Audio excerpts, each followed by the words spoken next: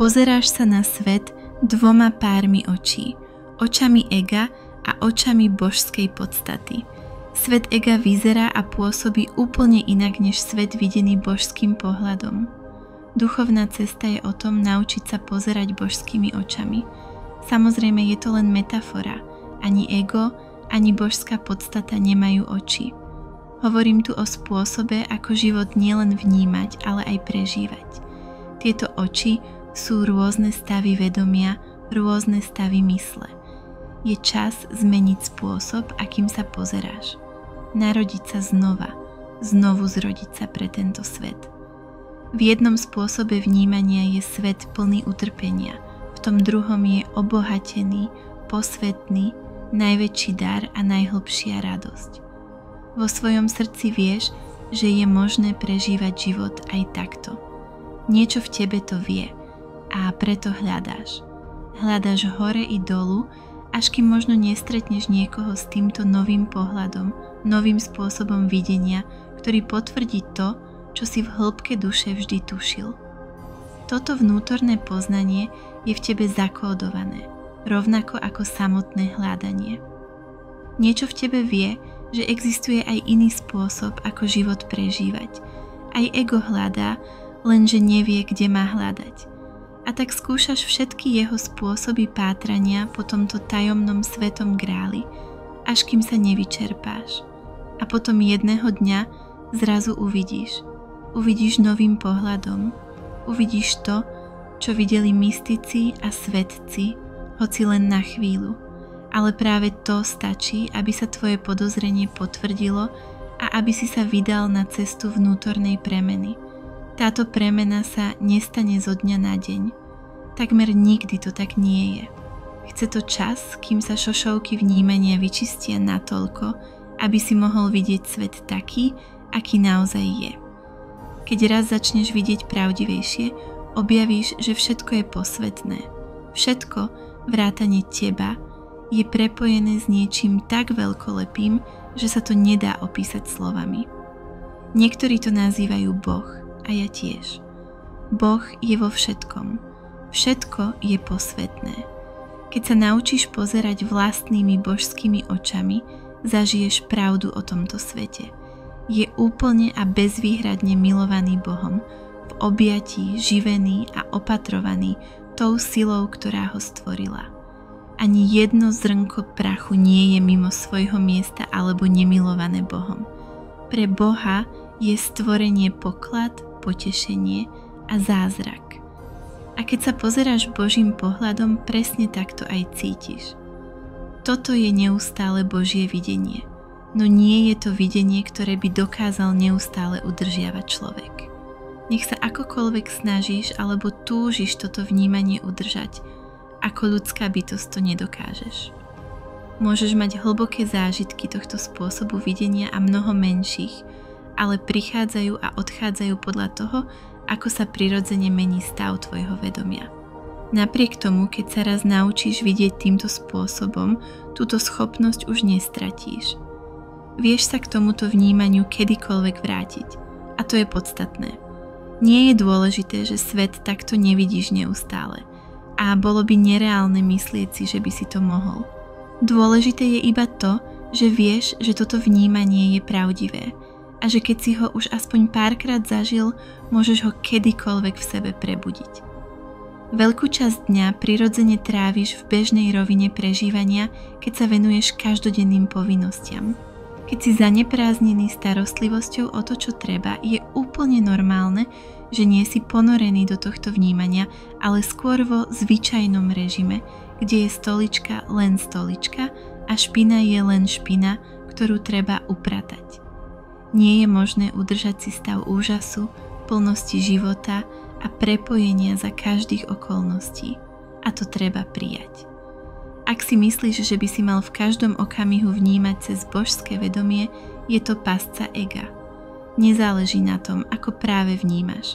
Je to úplne v poriadku. Robiť z toho problém, alebo sa kvôli tomu cítiť menej cenný, znamená podľahnúť súdu ega. Spôsob, akým vnímaš svet, je jednoducho taký, aký je.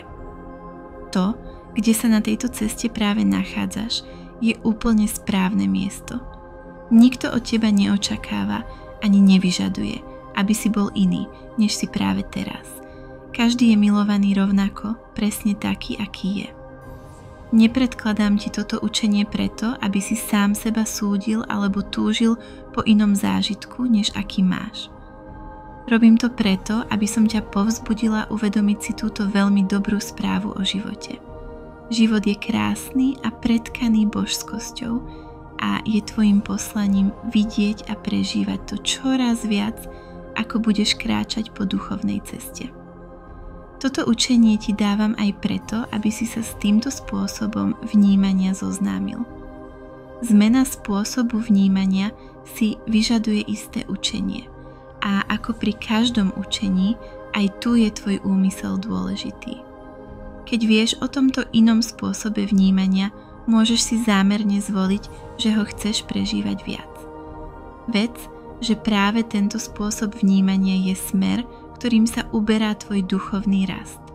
A ak v sebe vzbudíš úmysel ho zažívať, pozveš ho do svojho života a stane sa čoraz dostupnejším. Zdá sa, že o tomto spôsobe vnímania nemôžem hovoriť bez toho, aby som nespomenula, že mnohí z vás ho už zažili pod vplyvom psychoaktívnych látok. Rastliny, ktoré vyvolávajú takéto účinky, sa preto nazývajú posvetné. Dávajú ti totiž letmý pohľad do posvetnosti života, jeho živej podstaty a vzájomného prepojenia všetkého. Aj keď ide o skutočný zážitok božského vnímania, drogy ti ponúkajú len pominuteľný zážitok a nemôžu ťa naučiť vidieť týmto spôsobom. Môžu ti otvoriť dvere k možnosti takéhoto vnímania, no ďalej už tvoj duchovný rast týmto smerom nepodporujú. Napriek tomu majú svoju úlohu. Veľmi výrazne ti ukážu, čo je vôbec možné. Ale o čom chcem s tebou naozaj hovoriť, je samotná posvetnosť všetkého. Čo, ak by si vedel, nielen rozumom, ale hlbšie, že všetko je posvetné a podľa toho by si aj konal? Bol by to iný svet však? Veľa bolestí a škody vzniká práve preto, že tomuto svetu vládne opačný spôsob vnímania. Čo by to znamenalo, keby si bol viac v spojení s posvetnosťou života? Ako by to zmenilo to, čo robíš a ako to robíš? Ako by si česal vlasy svojmu dieťaťu? Ako by si pripravoval jedlo? Ako by si skladal bielizeň? Ako by si sa správal k druhým? Ak to, s čím prichádzaš do kontaktu, vnímaš ako posvetné, venuješ tomu plnú pozornosť, pretože v tvojich očiach si to zaslúži tvoju pozornosť, tvoju lásku. Čokoľvek, čo vnímaš ako posvetné, je prirodzene cenené, rešpektované a obdarované láskou a úctou. A ako takáto úcta vyzerá? Určite nie ako netrpezlivosť, sťažovanie sa, hnev či iné prejavy odporu voči životu, ktoré sú bežné pre stav vedomia ega, ale naopak, ako trpezlivosť, pozornosť, prijatie, láska, nežnosť a ďalšie vlastnosti tvojej božskej podstaty. Ak by si všetko vnímal ako posvetné, jedna vec by z tvojho prežívania prirodzene vymizla. Pocit ja, ktorý väčšinu času ovláda vedomie väčšiny ľudí. Keby bolo všetko posvetné, sústredil by si sa na vzácnosť toho človeka či predmetu a vzácnosť toho konkrétneho okamihu a nie na starosti o seba, svoje strachy, svoje túžby, svoj osobný príbeh. Bol by si naplno prítomný v skutočnom živote, v realite a nie stratený vo virtuálnej realite falošného ja. Stratil by si sám seba v tom, čo máš práve pred sebou, či už je to bielizeň alebo kopa špiny. A práve tým, že by si nebol zameraný na seba, mal by si prístup k tomu, ako sa venovať tej bielizni či špine, alebo nevenovať tým najmúdrejším a najpraktickejším spôsobom. Vidíš, ty si Boh, rovnako ako tá bielizeň a tá špina. A keď sa s nimi hlboko prepojíš, Boh cez teba koná vo vzťahu k tým veciam. Boh perie bielizeň a upratuje špinu Boh je vo svete ako ty, ako bielizeň, ako špina a ako všetko ostatné. To všetko je prepojené, pretože všetko je Boh. Keď zaobchádzaš s vecami a s ľuďmi ako s posvätnými, dostávaš sa do súladu s posvätným, s božským v sebe a konáš podľa toho. Ako most k vedomiu Krista som ťa viedla k tomu, aby si sa správal, ako keby si už bol osvietený. A práve preto táto inštrukcia funguje. Keď pristupuješ k veciam a ľuďom ako k posvätným, správaš sa, ako by si bol osvietený. A zrazu v tom nie je žiaden rozdiel. V tej chvíli si osvietený. A všetky dary osvietenia sú tvoje. A tie dary? Múdrosť, láska a radosť Boha prúdia cez teba do sveta. Čo môže byť viac? Aj keď veci alebo ľudí nevnímaš ako posvätných, správaj sa tak, ako by si ich tak vnímal. A tým sa dostaneš do kontaktu so svojou podstatou, svojou vnútornou dobrotou, božskosťou. Pripomínaj si, že všetko je posvätné. Pamätaj na to počas dňa, a tým v sebe prebudíš svoju Božiu podstatu a všetko, čo s ňou prichádza. Lásku, radosť, múdrosť, silu, odvahu, trpezlivosť, jasnosť a prijatie. Toto je duchovné cvičenie, ktoré ti skutočne poslúži.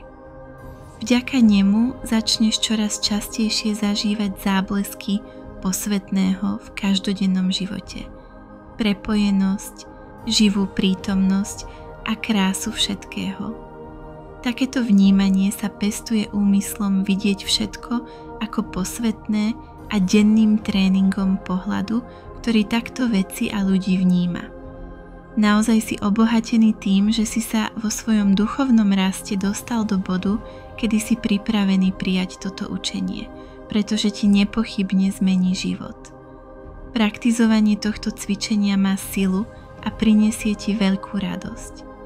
Ďakujem ti za tvoj úprimný záujem a otvorenosť voči tomuto učeniu.